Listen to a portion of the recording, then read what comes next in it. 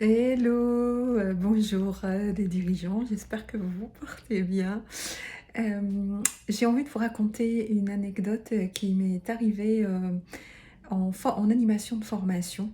J'animais un module sur, l'intelligence émotionnelle, et notamment on bossait beaucoup la partie, colère. Comment, maîtriser, sa colère, comment travailler sur sa colère, et donc c'est une formation qui se passait en 2 jours.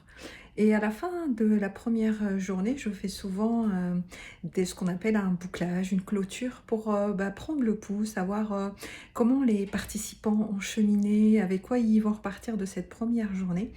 Et je voyais qu'il y avait un des participants qui réfléchissait beaucoup, et en regardant, son non-verbal, j'avais, le sentiment, encore une fois, donc je sentais qu'il était avec une émotion, donc je décide de lui donner la parole en premier.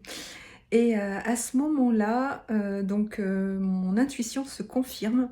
Donc cette personne, prend la parole, et là, c'est un monsieur, il a les larmes aux yeux et il me dit: «J'ai 58 ans, je vais être, bientôt à la retraite, et j'aurais aimé faire cette formation, il y a très longtemps. Ça m'aurait épargné, beaucoup de mails incendiaires que j'ai envoyés, et ça m'aurait, épargné, des nuits agitées, des conflits qui ont traîné en longueur. J'aurais aimé faire cette formation depuis il y a longtemps».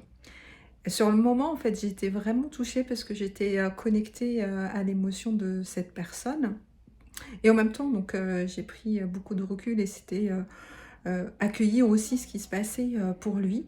Et en sortant de là, donc en ayant clôturé, vraiment recueilli les témoignages des participants, je me suis dit, la réflexion avec laquelle je suis restée, que j'ai envie de vous partager: heu, pourquoi tout le monde reporte son bien-être?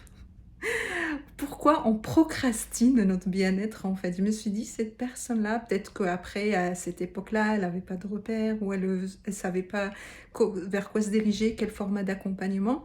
Mais la question avec laquelle je suis sortie de cette formation, c'est, quel est le coût, en fait, de ne pas se faire accompagner? Quel est le prix de ne pas être accompagné?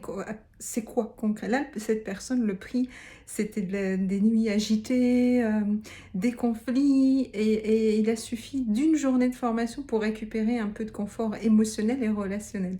Et la question vraiment que j'ai envie de vous poser à vous aussi, c'est, quelles que soient les problématiques avec lesquelles vous êtes, les questions avec lesquelles vous êtes, quel est le prix de ne rien faire? J'ai souvent des clients, prospects en session découverte. Il y a des personnes, des fois, qui viennent en touristes alors qu'ils n'ont pas de vraies problématiques, et je leur pose cette question. Parce qu'en fait, en accompagnement, en coaching, s'il n'y a pas s'il y a pas d'enjeu, s'il n'y a pas vraiment de quelque chose à faire, à gagner, il ne peut pas y avoir d'accompagnement. Et cette question, elle est centrale, en fait.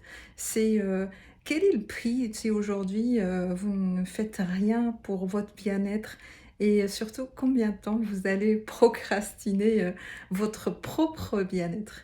Voilà, j'avais envie de partager ces réflexions, et surtout ce moment très émouvant que j'ai vécu en formation. Je vous souhaite de prioriser votre bien-être, de prioriser votre confort émotionnel et relationnel, et à très bientôt.